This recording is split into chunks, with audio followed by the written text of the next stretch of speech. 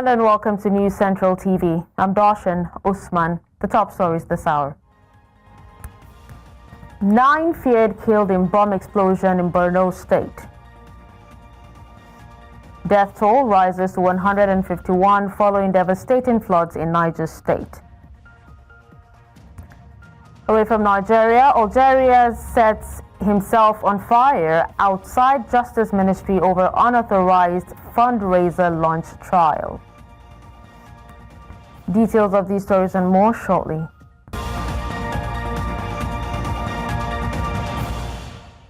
Let's begin in Borno State, where 9 people have been feared killed after an improvised explosive device planted at a local bus stop detonated in Mairari village, Guzamala Local Government Area. The explosion, which occurred around 11 a.m. on Saturday, has also left several others injured. Victims were reportedly passengers waiting to board commercial vehicles. Our Speaker of the Borno State House of Assembly, Abdulkarim Lawan, confirmed the incident and extended condolences to the victims' families while calling for increased security presence in the region. He stated that Mairari village, previously resettled despite repeated Boko Haram and ISWAP attacks, is now deserted again. Lawan urged the military to restore civil authority in Guzamala, where terrorists remain active and residents live under constant threats. Our correspondent, Umaru Kirawa, joins us now for an update. Umaru, thank you so much for joining us. There's been reports of so many explosions in such a short time in Maiduguri, that's Borno State. What really is going on in the state? Within the city center, particularly Maiduguri, there is peace. But unfortunately, in the rural areas, it's something else, because the insurgents now have devised use of improvised explosive devices virtually on a regular basis.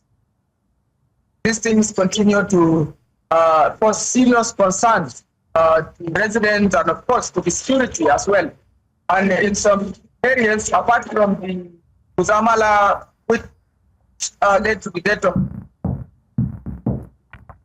9, now the death toll has risen to 10 because one of the victims gave up at the hospital. Now we have 10. And of course, even in Boza too, we had recent attack on farmers. 3 farmers were killed. And of course, some civilians were also attacked by the terrorists. It's unfortunate that these incidences continue to happen day after day from one location to the other, from northern Borno to central part of Borno and, of course, southern part of the state. This is really causing a very serious concern to residents of the state. All right, Umaru, has anyone claimed a responsibility for the recent attack? And what also is the state, doing to ensure that there's security in the village? Because your report says that they're living under fear and threats by terrorists, and it's been ongoing. But not natural, the incidents that have been here for yesteryears, and of course, they are splinter groups. The ISWAP, what natural will be the people that are causing this serious mayhem. Mairari community in Guzamala local government has been deserted since after their resettlement. The community, because of the magnitude of the attack, and then people in the community have run again. Some of them went to Banguno to stay safe there. However, with relative peace, these people decided to coming back to their village to farm. Some of them do even business there, and of course, they don't sleep in the village. They don't, based on intelligence information. Communities, the Mairari, people of the Mairari community do not usually sleep in the community because the insurgents usually attack them in the night and then cut away with their foodstuffs and so on and so forth. So majorly they stay in Manguno, but they usually come to do farming activities and sometimes petty business activities in Mairari community. Okay. It's quite unfortunate that based on information we are getting, there are issues of connivance with the terrorists. Some of the community members are said to be conniving with the terrorists, and when there is problem, when there is crisis between community members and of course the terrorists, then the terrorists tend to fire back, then causing serious thank you so much for that update, Umaru. Let's move from Maiduguri to Kano, where barely 5 days after the gruesome killing of the Divisional Police Officer of Rano in Rano Local Government Area of Kano State, residents of the community have expressed their displeasure over what they described as the arbitrary and continuous arrest of suspects within the community. While about 41 suspects allegedly involved in the violence that led to the killing of the DPO Ali Baba have been arrested by the police, youths within the community say the DPO was responsible for the arrest and killing of a resident by the name Abdullahi, who lost his life in detention under controversial circumstances. News Central's Emmanuel Bagudu was in the community and filed in this report. The gruesome killing of the DPO in Rano, Kano State, has continued to generate reactions across the country. The police in the state has vowed to bring perpetrators to book and has begun to clamp down on suspects. Community members expressed their displeasure over the actions of the police, justifying the acts of accusing officers of the Nigerian police force of intimidating residents through its siege on the community. You know, so it is both in both ways. Wherever you look, whichever way you look at it.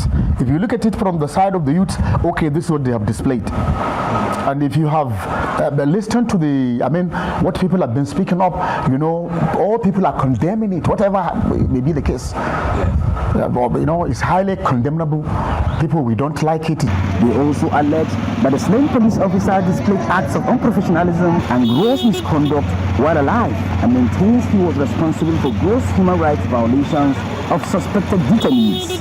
Yaro an ce an same shi yana guje-guje da mashin, and sai mutanen unguwa suka sauke shi suka je suka kai kara wajen shi DPO. Shi DPO shi kuma ya tura yaran shi suka je suka kamo yaro. Shi kuma DPO da aka kai shi police station, yaron a wata majiya an ce dukan shi har mai faruwa dai ta zo ta faru, ko ba haka bane ba. And da safe sai ya dauki yaro aka je aka kai yaro gidansu. Da aka kai shi gidansu su kuma dan a wata majiyar ma an ce yana zuwa kawai ajiye shi yayi, sai yan unguwa suka biyo shi. Sakamakon an ji first kafin wannan lokacin an san ga abin da ya faru, sai aka biyo shi. While the police has maintained a presence in the community since the incident, residents of Rano say the arrest of 41 persons within the community is a flagrant abuse of power. In Rano, Kano State, for News Central, Emmanuel Bagudu. Now let's turn our attention to another developing tragedy in Niger State, where the death toll from a catastrophic flood continues to climb. Authorities now confirm over 150 lives lost and thousands displaced in Mokwa Local Government Area of the state. According to state authorities, the disaster struck late Wednesday night, submerging homes and forcing over 3,000 residents to flee. Deputy Governor Yakubu Garba confirmed the scale of the devastation, describing the event as one of the deadliest in the state's recent history. So far, at least 44 victims were laid to rest on Friday, following the burial of 31 others recovered earlier. In a statement released Saturday, the Niger State Emergency Management Agency confirmed the rising casualty figure and added that 3 communities were affected. Moving away from that, let's come down to South, where the family of the trending ritualist from Ezeagu in Enugu State, Onyeka Obu, known as Levi Obieze, has condemned in strong terms the alleged atrocious act that later he's been accused of. Now, also the father of the one who would have been his last victim, Ukamaka, before his arrest, Peter Okoronkwo, and wife have shared how the situation jolted them when it happened. The community leadership on its part has vowed to banish Obu from the community for life. They all attest that community efforts played a key role in the rescue of Ukamaka and discovery of the tomb. All right, let's introduce our correspondent, Chinwe Ugele, who is joining us to speak more on this. Chinwe, thank you for joining. What more can you tell us on this? Okay, earlier in the day, I was in that community in Ezabo, Isiambo, Umumba community in Ezabo Local Government Area, where I spoke to the family, with the family of the supposed rescued victim, Ukamaka, and the father and the mother both told me what actually transpired. You know, contrary to what we saw on social media, the father said that Ukamaka was with him in the farm when two men abducted her and sped off.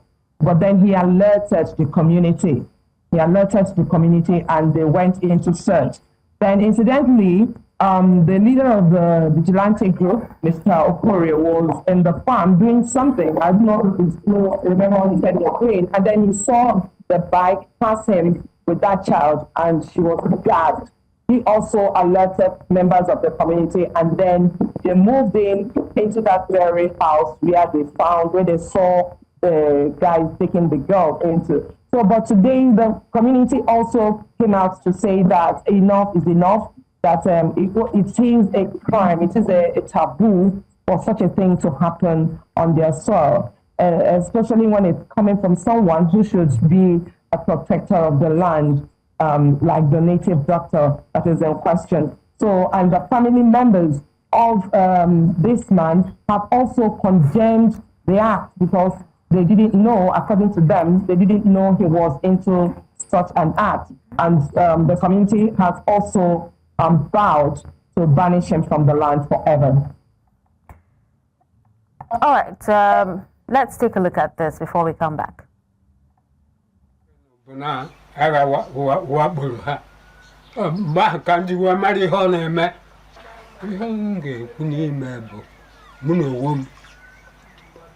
Iho meruru arụ mụ ama ha ọkwa mbọ gabụ na ha n'iha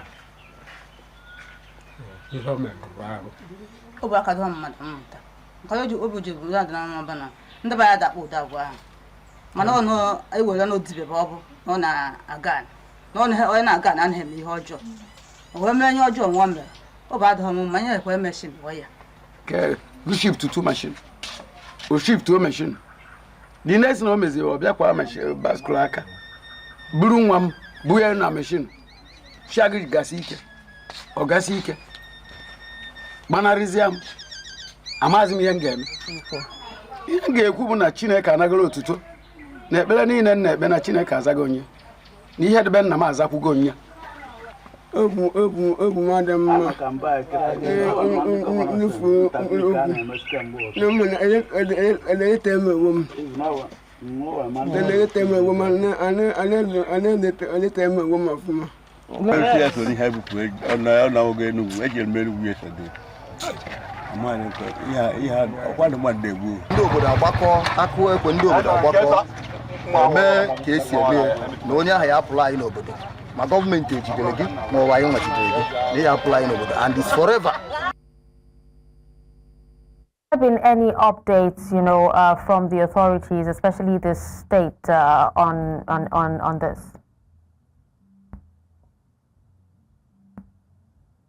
Anything yet from the security. Hopefully by tomorrow being Monday, there'll be some developments from their end. Because I also saw a man who told me that one of the corpses that were brought out from that pit belonged to his son. The son was writing WAEC, and one day he didn't come home, and they didn't know his whereabouts until that day when they discovered that pit in that community. So for now, the security hasn't said anything yet, but by tomorrow, it's expected that they will make a statement concerning the return of Onyeka to the state. All right, well, thank you, Chinwe, for that update. And now we'll take a break. When we come back, we'll tell you how economic pressure drives Nigerians to rethink family size. We'll bring you details of this and more shortly. Join us again.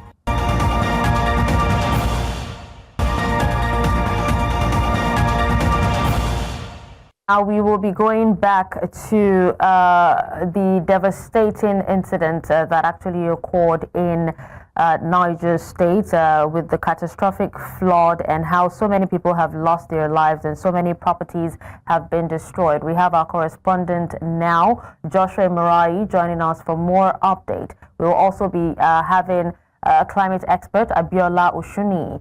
Let's start with Joshua. Joshua, thank you for joining us. Has there been any update or development since we last spoke? Yes, well, I had the opportunity to speak with some of the residents that were displaced by the flood incident in this local government, the Mokwa local government of Niger State. And hearing from them, I heard tales that actually broke down my spirit. I spoke to one particular woman who said she lost 19 persons to that flood. That's not the only person I spoke with. I also spoke to a young man who told me he lost 9 out of his sisters to that particular flood, and they only are accounted for 4 bodies. The remaining 5 bodies are not yet found. So this is just a tale of sadness for that community. The stretch of land that was occupied with houses and the likes, different houses, several compounds, is now just a plain landscape in the eyes of so many Nigerians. And it will interest you to know that the moment you stand on that particular terrain, what you perceive is this foul odor, that stench as a result of dead animals and the likes that is emanating from rubbles that they are trying to rescue as much they can rescue, or the bodies they are trying to recover. And one shocking thing again is that I spoke to the district head of that community, that's the Sariki and Hausawa, and he made shocking revelations to me. He alleged that there is no settlement as purported by the state government or response agencies, that there is no settlement, that what they have there is those people who lost their shelter, they come back to that same place, sit there day and after night. Those who could contribute to them, be it food, be it otherwise, contribute, and some of the kind neighbor absorb these people into their homes and maybe lay their heads. The next day they go over this routine. So the allegations made by the district head is another shocking one that New Central will have to take a look at and maybe dig deeper to see if there is truly a settlement for these guys or not. And it will interest you to know that before that community, there's a rail line that is some sort of a barricade. Do you know that that water actually broke through that barricade, broke through the railway line and accessed that community? There's no river nearby, no water body nearby, but unfortunately, the water found itself into that community and it swept everything in its way. Abiola, our other guest.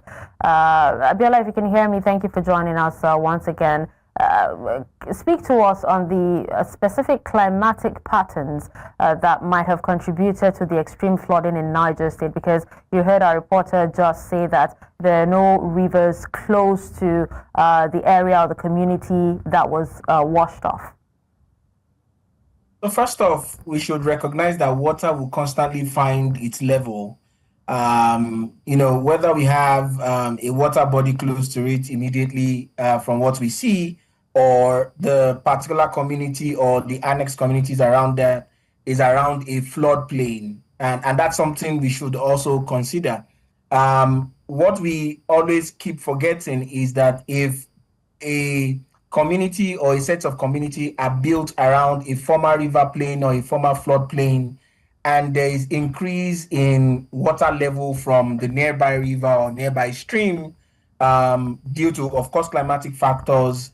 Of course, flooding, this is not something that is totally new to Nigeria. This is not something that we experience often. So, if it is flooding as a result of either you open the dam because of overflow of the dam, or because of the river banks being overflown, the water going out of the river banks and going into the nearby communities.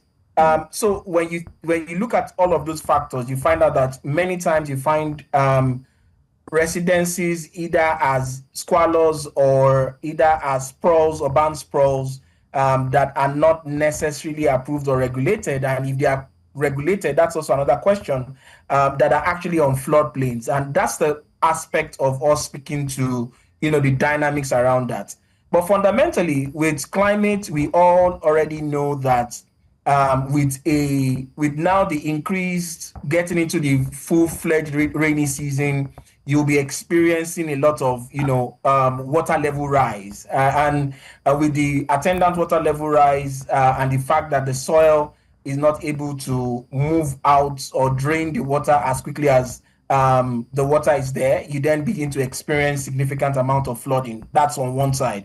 On the other side is the fact that with a lot of the what we call drainages today, having blockades from refuse or non-existent drainages or drainages that are not made fit for purpose, you then begin to find out that you do not have enough,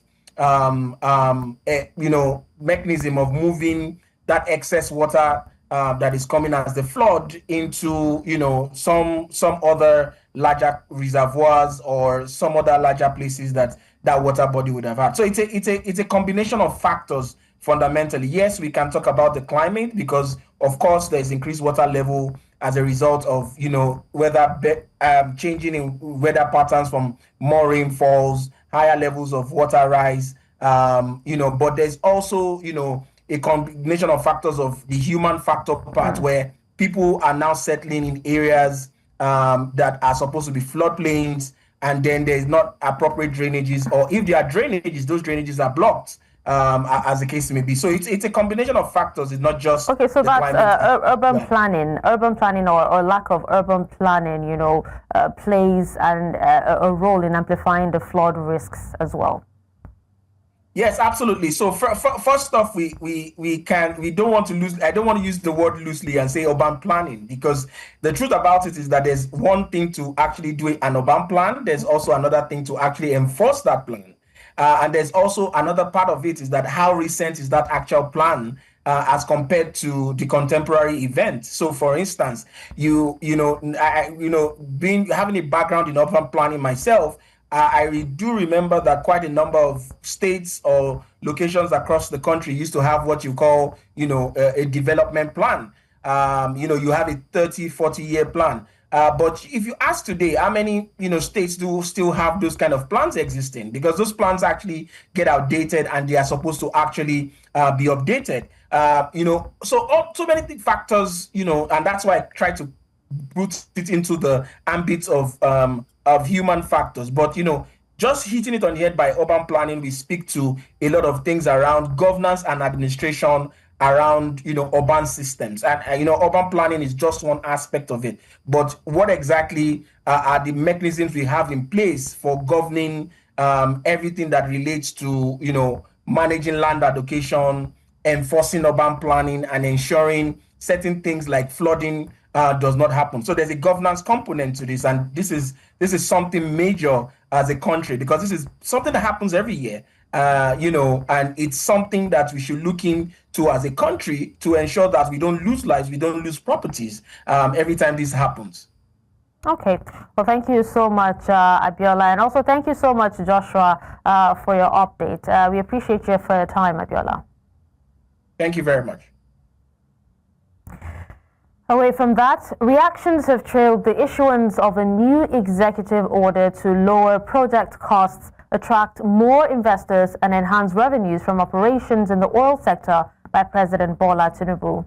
The document, which was made public by the Office of the Special Advisor to the President on Energy, Olu Verheyen, said the move is to further strengthen Nigeria's global competitiveness and attract greater investment in the sector.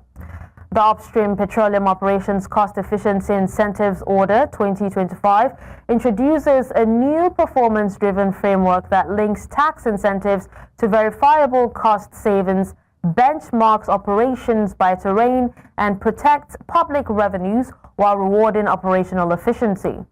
President Tinubu has directed the Special Advisor on Energy to coordinate interagency efforts to ensure alignment and implementation across all relevant institutions. To make sense of this, we're joined by energy analyst Sheun Dania. Thank you for joining us on the news, Sheun. Hi, good evening. Thank you for having me. It's a pleasure.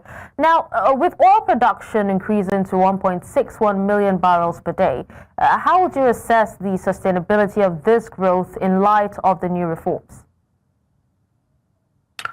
I mean, it's a very positive signal. Us getting to 1.6 million barrels because we haven't hit that level since early 2023, since when our production dipped to about 1.2 million, due to theft, vandalism, and, underinvestment in infrastructure in the oil sector. However, this uptick reflects that there's been some level of improved security in the Niger Delta region. There's been changes in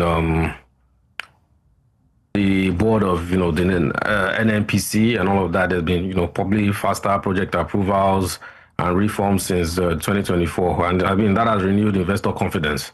But of course, sustainability is very critical. And we believe that, the new incentive order that has been released will definitely play a central role because we see that this order focuses on cost efficiency through performance and performance-based tax incentives, and then there'll be some terrain benchmarks, and then be capped tax credits. So evidently we know that we have to measure it, the kind of amounts that we get, cost per barrel for, offshore assets and onshore assets are slightly different. And, by incentivizing the operators to cut costs, definitely we can be able to sustain this increased production. Okay.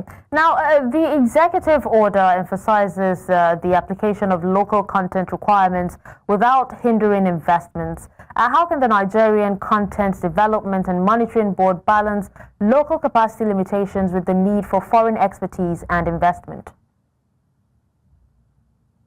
I think there will just be a couple of ways. There needs to be sort of like a tiered local content requirement. So like I mentioned earlier on, we need to apply flexible targets based on the project types. Onshore assets, onshore projects, definitely we have more local firms that have more capacity.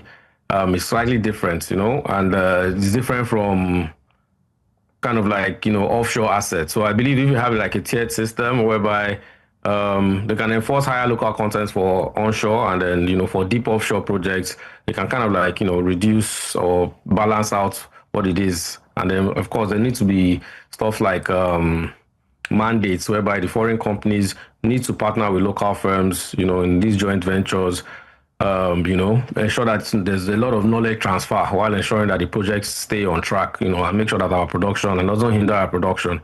I also believe that there should be incentives on foreign investment. So the Content Development Management Board needs to work with the NUPRC to offer tax credits and faster approvals for foreign operators who are willing to invest in local capacity. Say, for instance, if they are funding training programs and building fabrication yards, this aligns with what the government is trying to do. There needs to be incentives for those things.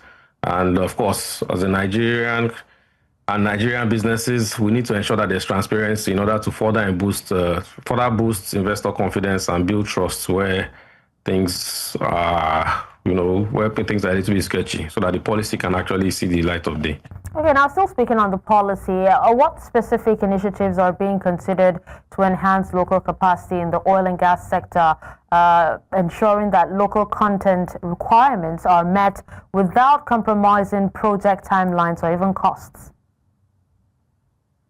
The NCDMB already has like a human capacity development fund that's already training thousands of Nigerians annually. But we need to scale it in order to be able to meet up with the production levels that we need to get and be able to get Nigerian local content to be able to operate in like the deep offshore assets. So maybe, partnerships with global institutions like the University of Houston's Petroleum Engineering Program and, maybe Norway's Offshore Training Center. They can produce world-class engineers and technicians, and definitely they'll be able to, maybe in about the next couple of years, maybe 4 to 5 years, we'll definitely be able to close that critical skill gap in the deep offshore. And definitely, of course, Nigeria as a country, we need to invest in infrastructure.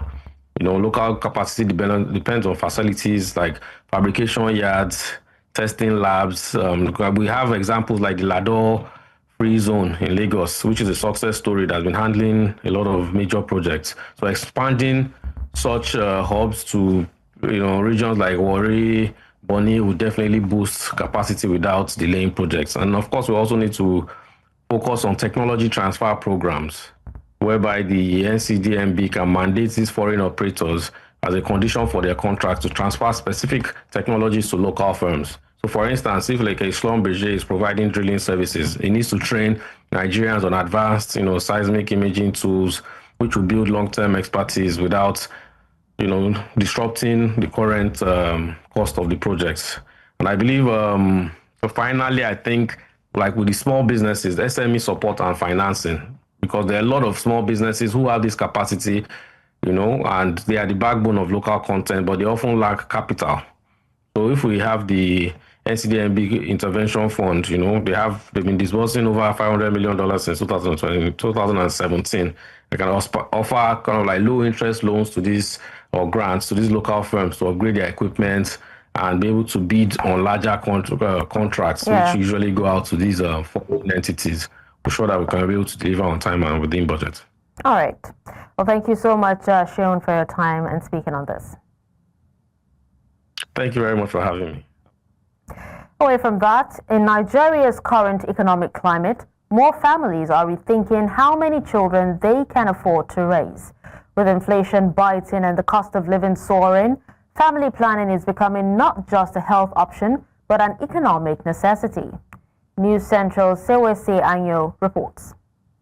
With a population of over 237 million people and growing by nearly 5 million each year, Nigeria is now the 6th most populous country in the world.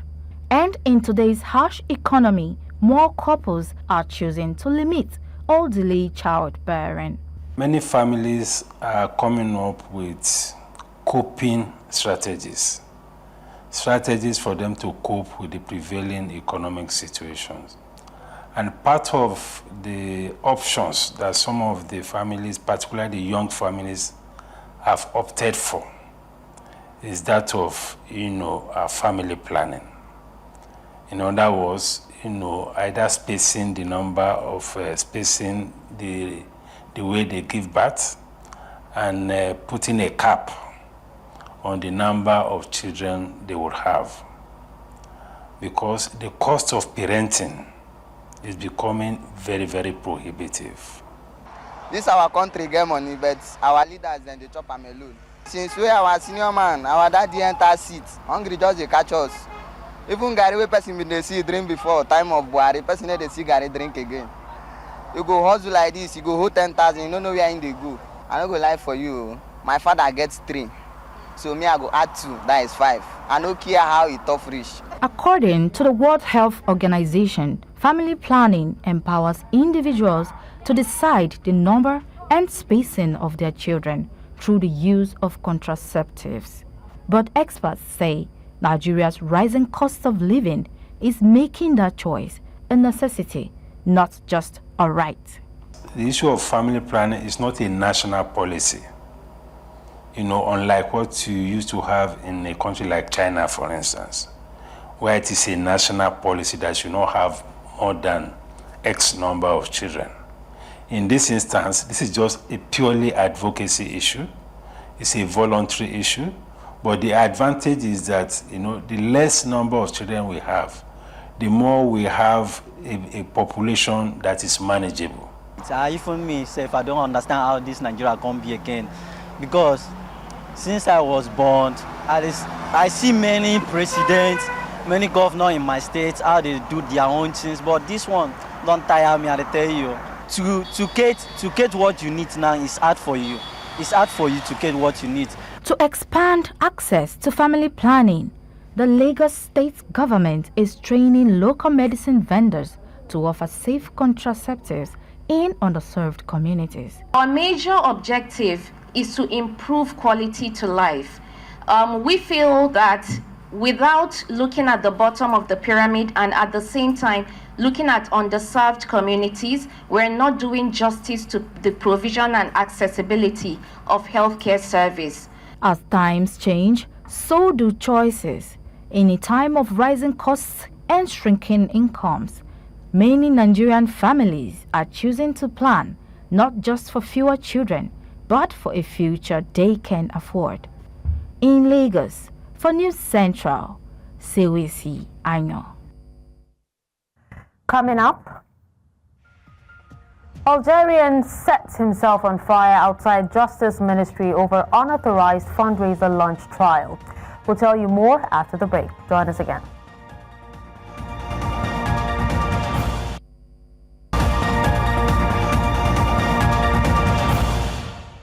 In the world of sports, Nigeria lands top Italian coach Riccardo Bardine ahead of the 2025 African Senior Fencing Championship in Lagos. Favor Itua has more details.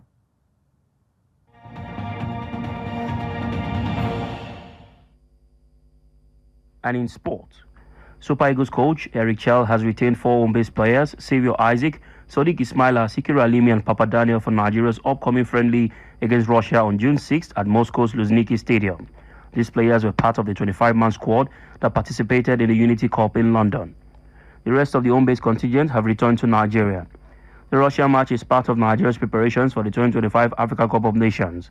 Chell's selection aims to blend domestic talents with experienced internationals, offering a platform for local players to showcase their skills on a global stage. Kano State Deputy Governor Aminu Abdulsalam Gwazo paid a visit to injured athletes recovering from the tragic road accident that claimed the lives of 22 Kano State delegates returning from the 2025 National Sports Festival in Abeokuta. During a visit to National Hospital, where 20 of the deceased have been identified, the government pledged 1 million naira to each bereaved family. 2 victims were taken home for burial. Meanwhile, the Deputy Governor also visited Murtala Mohammed Specialist Hospital, where 7 injured athletes are receiving care. The government committed to ongoing support, including food, medical assistance, and long-term welfare for victims' families. The athletes had proudly represented Kano at the festival with several earning medals before the fatal journey home. Nigeria secured top Italian coach Riccardo Bardine ahead of the 2025 African Senior Fencing Championships set to take place in Lagos from June 25th to 29th. His appointment follows a 4-year partnership between the Nigerian and Italian fencing federations aimed at boosting technical expertise in the sport. Bardine, an elite coach with experience training Italy's under-17 national LP team and working with renowned fencing clubs, will lead a 2-week intensive training camp for Nigerian fencers and coaches. He will also head Nigeria's technical crew during the championships. The Nigerian Fencing Federation hopes the collaboration will help raise performance levels and support the country's long-term goal of qualifying for the 2028 Olympic Games in Los Angeles. And now to boxing, Olympic gold medalist Imane Khalif has been barred from competing in future women's world boxing events unless she proves she is biologically female. The decision follows intense social media backlash ahead of her scheduled participation in the Eindhoven World Cup. Khalif, previously disqualified from the 2023 World Championships over XY chromosome findings, had been cleared for the 2024 Olympics based on passport status. Despite winning gold in Paris, speculation and misinformation about her gender have persisted, with critics accusing her of being transgender. Khalif, who identified as a woman and was born female, now faces the choice of undergoing sex screening or legally challenging the ruling. And now to Formula One, Oscar Piastri extended his World Championship lead over McLaren teammate Lando Norris with a dominant win at the Spanish Grand Prix. Starting from pole, Piastri maintained control throughout the race, while Norris, after briefly falling behind Max Verstappen, recovered to finish second. Verstappen, on 3-stop strategy, struggled in the final stint after a late safety car forced a tyre change to slower hard compounds. A collision with Charles Leclerc after the restart earned Verstappen a penalty, pushing him down the order. This marked Piastri's 5th win in 9 races, giving him a 10-point edge over Norris in the standings. And to wrap up sports update, Iga Swiatek advanced to the French Open quarterfinals after a hard-fought comeback win over Elena Rybakina. The three-time defending champion dropped the first set 1-6 but rallied to claim the next two sets 6-3, 7-5 in a match that lasted 2 hours and 29 minutes. The four-time French Open winner will next face Elena Vitolina, who saved 3 match points to beat Yasmin Paolini and reach the last 8. And that wraps it up on Sports Update. And Favor Itwa.